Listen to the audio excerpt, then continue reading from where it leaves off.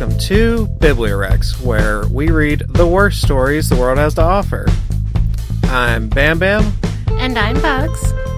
I almost forgot to say my name. You forgot your name. Yeah, I did. I forgot that was a part of the intro. It's been so long. Today we are doing a bonus episode where we will discuss what makes a book bad and some stuff about favorite episodes. Also, we are doing our first remote record. He is at his house, I am at my house, and if it sounds a little bit different, that is why. Yep, we are not used to it. I keep looking across the table and you aren't here. Like, oh, I'm so lonely. And I don't even have a table to look across. Oh, yeah, I haven't even seen your little recording area at your place. Mm-hmm. Yeah, it's just a small stepchild bedroom. What makes a book bad? I usually tell people we have 3 different criteria for types of bad books. I think that the first bad type is badly written. Like, it doesn't have named characters. It doesn't have an editor with bad paragraphs. It will have huge plot holes. Basically, it's just a first draft and nobody fixed anything. Mostly editing. There can be poorly written characters, not named characters. Yeah, like unfocused storytelling is another way of going about it. Like if there's no overarching theme, like if it's just a brain to paper and no planning involved, that can be bad. The second, so if a book makes us feel bad, we're like, this is a bad book, it made me cry. Yeah, and that can be a little bit broader because Yes. You can take that as, oh, this just put me in a really bad emotional place. Like it's a book about a woman getting abused or something For like me, that. it was Jamrek's Menagerie. Well written, very, very well written book. It won awards and stuff. But it was emotionally horrifying and disturbing. Yeah, which we've only done a few of those. I think, what was it for me? Was Wreckage a make you feel bad book? No, I gave that one a better grade. It was more of it annoyed me book. Maybe it was Dirty Liar. Yeah, Dirty Liar is the one I'm thinking of. Because it was really well written. The characters were great. The plot was great. But it just made you feel really icky, and it left me kind of confused. Yeah. Well, it's also a lot of timeline stuff, and timeline stuff is hard to do in a way that isn't annoying. Mm-hmm. Like retelling, we retell the stories in our own words. We explain what happens in the story to the audience and our experience of the book itself. So it's really hard to go back and do timelines when it's jumping around. I had that problem with, The Inmate by Frida McFadden. There's a lot of back and forth in times, and I ended up squashing as much together instead of doing the jump every time. And then there are books that do it absolutely terribly. Bird Box. Yes, where you're like, I don't know where in the hell I am. I could be in this year, I could be in the next decade. Who the hell knows? Yeah, I think that's by far the worst I've seen it done so far. And then the third type of bad book we do is it is either propaganda or it is supporting a really bad message. Like it is actually bad for the world around us. Yes, like this book shouldn't exist. Not like we're trying to censor people, but like this is an actively harmful book telling people to do bad things, because we've done that testosterone one. I think the Jen Sincero, How to Make Money, one was kind of like that. Like it's just filling the world with nonsense. And then there's promotes incest. Yeah, there are the ones that they don't really fall into any particular category. They're just kind of gross, which I think I tend to fall into that one more often. You definitely do that one a lot more. Yeah, unfortunately. You go find the grossest, nastiest stuff and then make me listen to it. No, I'm saving you from reading it. because you would definitely read it if I didn't read it first. We kind of look at what we do as similar to Knowledge Fight, where the one reading the book is kind of filtering it for the other person. So we take turns being Dan and sorting through all of this mess and then trying to present a cohesive narrative, or what were they thinking? What are they trying to say? This actually is a question we get asked pretty often.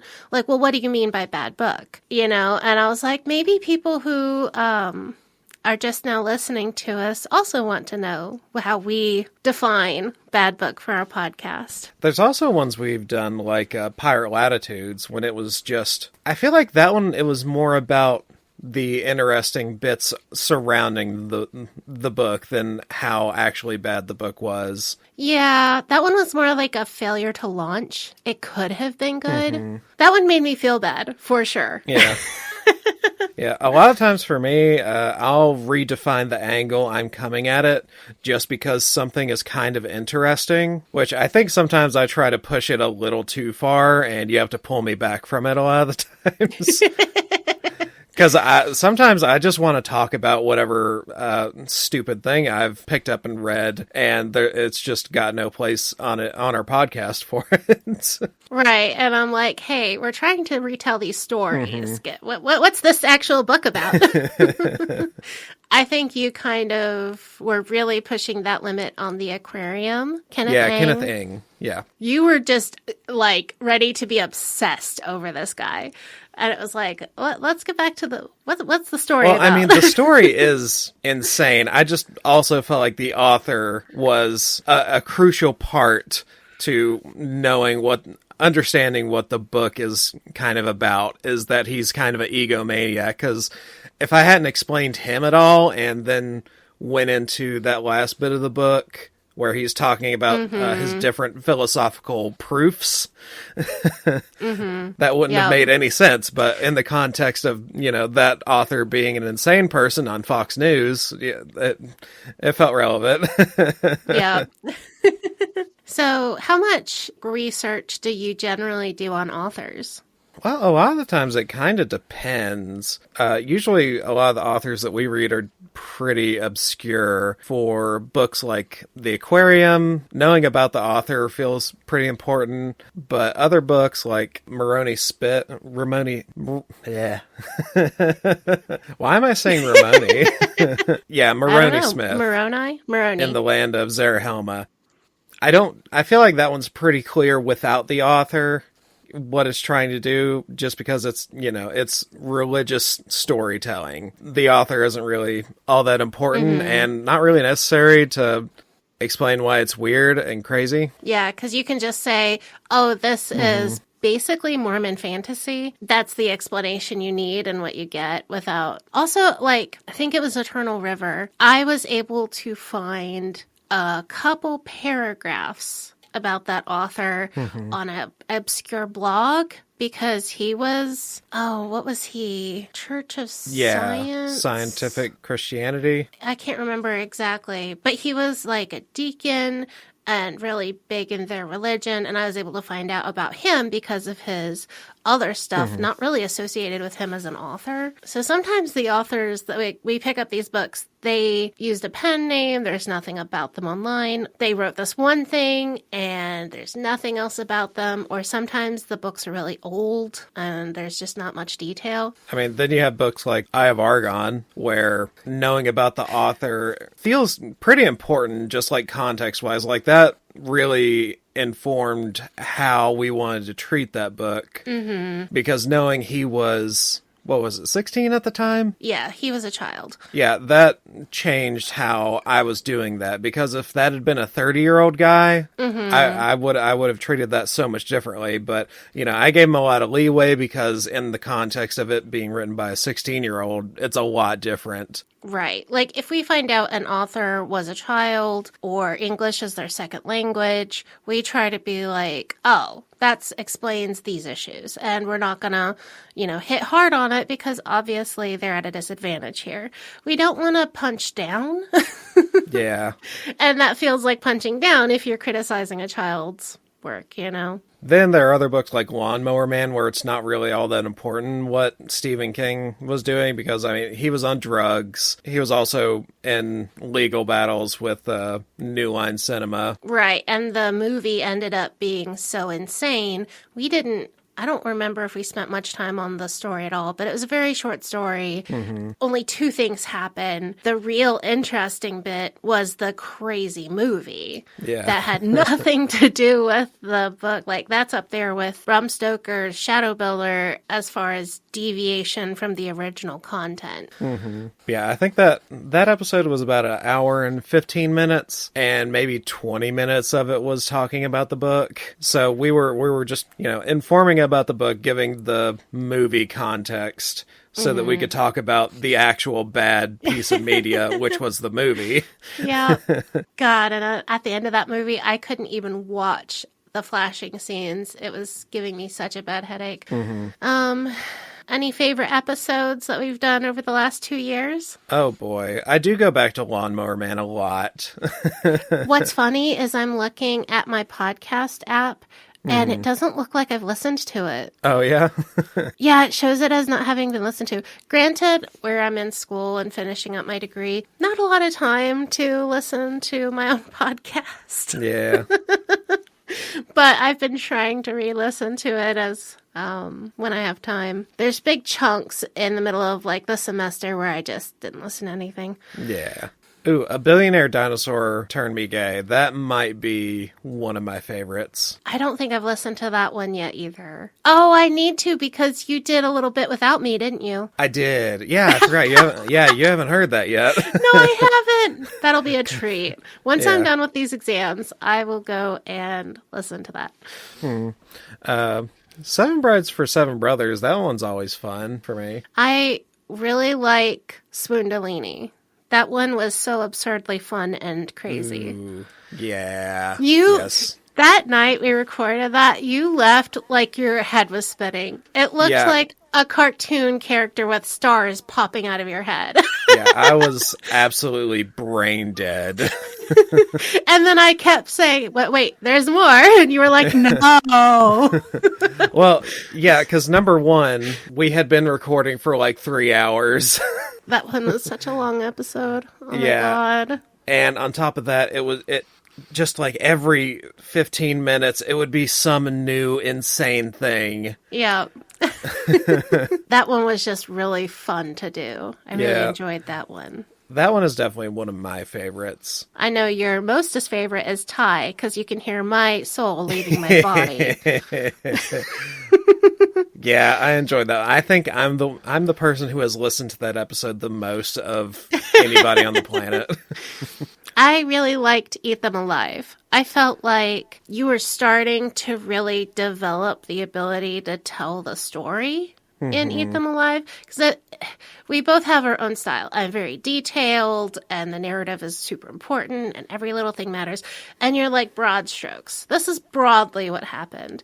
That first year, it was kind of frustrating. And then Eat Them Alive, you kind of hit your stride of this is the broad stuff, but here's the details that are the horrifying bits, And I thought that was a really good episode. Yeah, I like that one pretty well. I don't know. I feel mid about that one now. I feel like I've done a lot better since then. I know that when I was listening to 50 Shades of Grey, I had to pause the book to get a break, and I went and listened to Eat Them Alive, and it was more entertaining.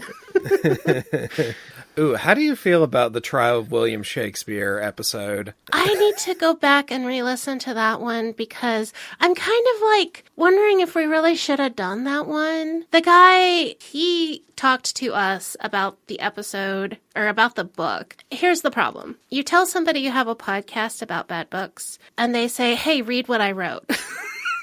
Yeah.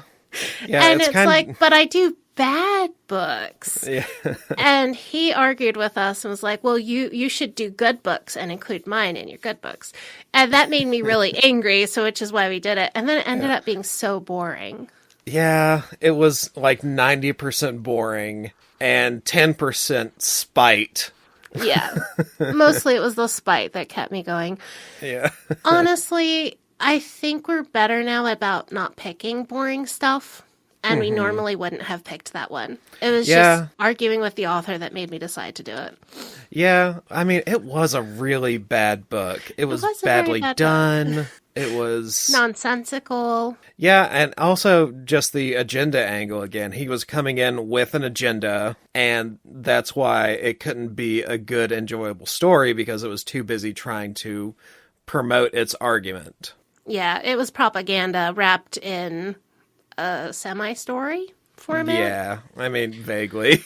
Vaguely. It was wrapped in a lawyer's personal life and the mis-escapades of his Asian wife or girlfriend. That was that one was really weird. Yeah. I think I do explain to people when we talk about a bad book podcast, I tell them, look, Twilight was fine. Compared to the stuff we do, Twilight is a good book, man. Okay? Yeah. You got named characters, a narrative, it was edited. Which, I mean, I think we did have complaints about Twilight, but yeah, compared to everything else we've done, it is definitely like C at the worst. B to C. Yeah, I'm pretty sure I gave it a B and you gave it a C. It was one of the highest grades any of our bad books have gotten. Because we do trash. We even do AI trash. That one that was like maybe a Valentine's Day book. I don't even remember what it was called. Oh, Mountain Man something. Yeah, and it was just warm. Everything was warm. Valentine's Day with the Mountain Man, that's what it was. Which we generally steer clear of AI because it is so repetitive and boring, there's no point to it. Yeah. I think we may have done more AI than I realized, though. Really? I think so. Do you remember the Star Trek one with the cat boy? Yeah. I think that one might be AI. Really? Yeah, because that was before I had really read a whole lot of, contemporary stuff that people have been putting out recently, and that I think that one might be AI because I went back and listened to that episode and I haven't listened to it in a couple of years, and it really sounds like AI. Huh. Like going back and thinking about it again, remembering how it was written, it was vague enough it could be AI, but I'm not sure. Right. And a lot of times we don't have proof. We just have that niggling feeling of this person has put out 10 books this year and it's all so repetitive. Which I've got one in the pipeline that is definitely AI, but it's got some interesting side bits that I think are interesting. Oh, we wanted to talk about reasons we might not do a book, even if it was suggested. Right.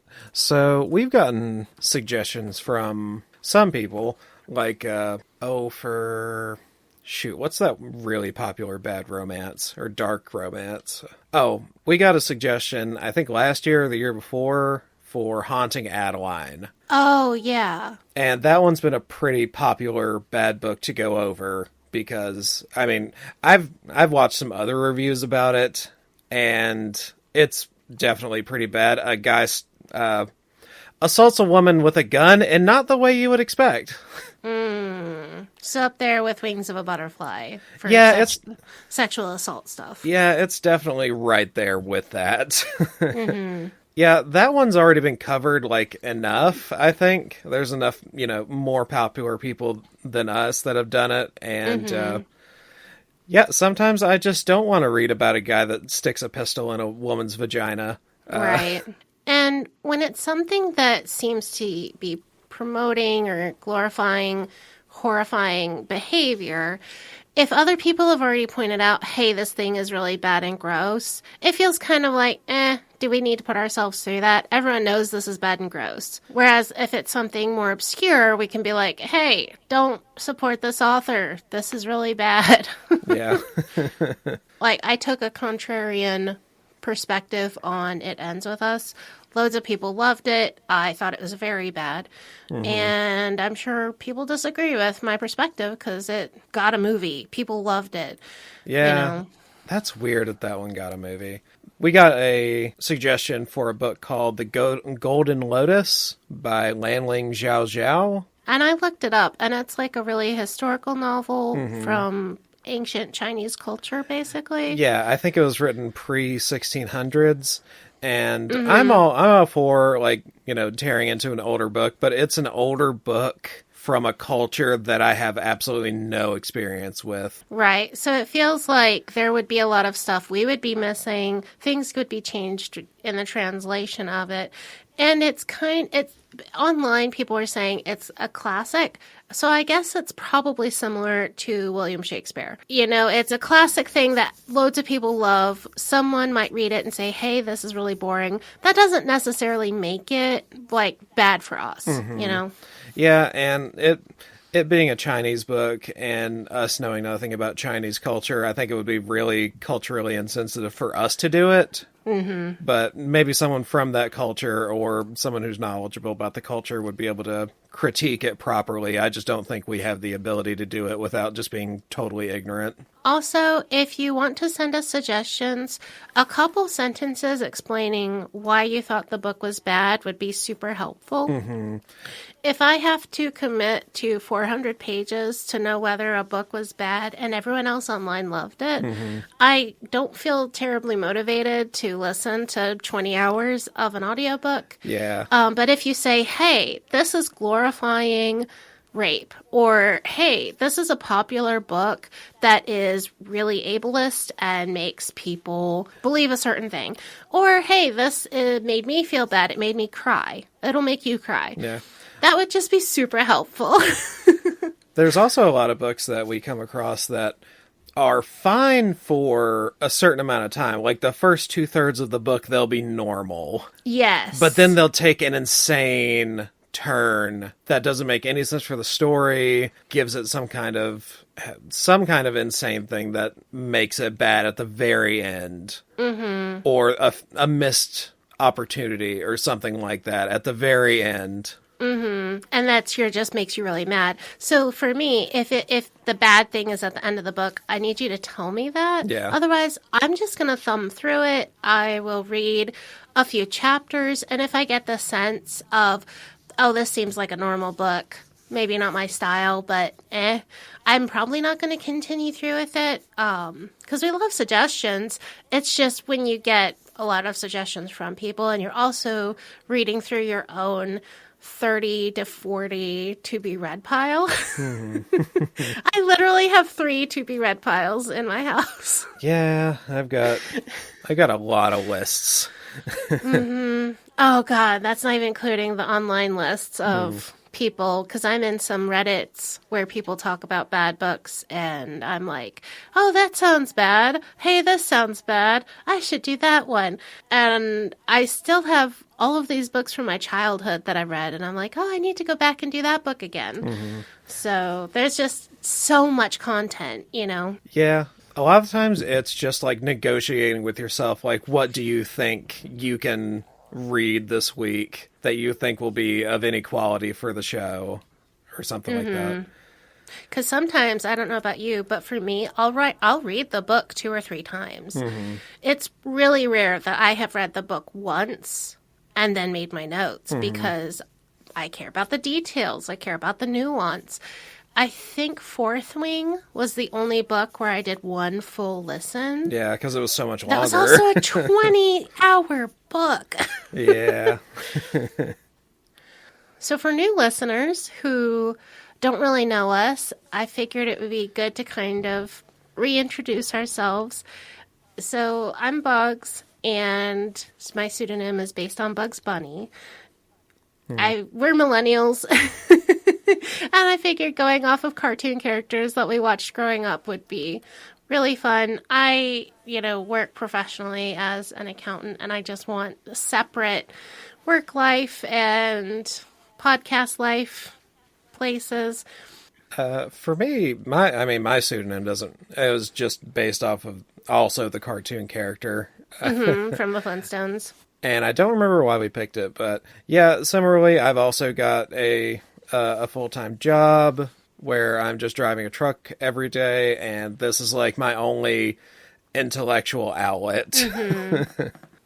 And, like, you started dating my sister Lily back in 2017, I think? Yes. 2016, Yeah, I think 2017? so. It's been almost 8 Yeah. years. And then I found out you read books too, and I was so excited. And we've just been talking about books as friends ever since she brought you Yeah. over the first time. And it just felt like we both needed that outlet of a place to talk about books and have a lot of fun. So yeah, we're brother-in-law, Also, like, sister-in-law, regardless of the functionally. jokes in 50 Shades of Grey. Yeah. Yeah, functionally, you guys haven't married yet, but you're No, yeah. in all but legal paper, my brother-in-law. Yeah, that 50 Shades of Grey episode was so fucking my funny God. at the end. That was an hour-long setup to one joke. Yeah. That was done accidentally. Yeah. Yeah, it was great. Yeah. Sorry, what were you going to say? Oh, my kids don't even remember a time before you. Yeah, and that's weird to me still. We've said that a lot, actually, over like the past couple of years, and it's still bizarre to me every time I think about it. Yeah. Oh, yeah, and I have a husband and kids, and we just all hang out and play board games. We play D&D.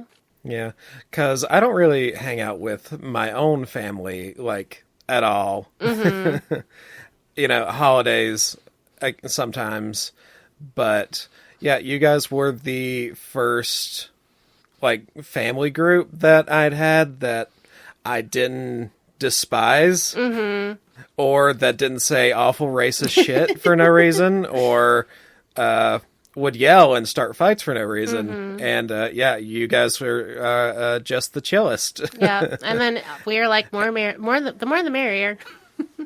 I guess we could just do the thank you for listening stuff. Yeah, thanks for listening.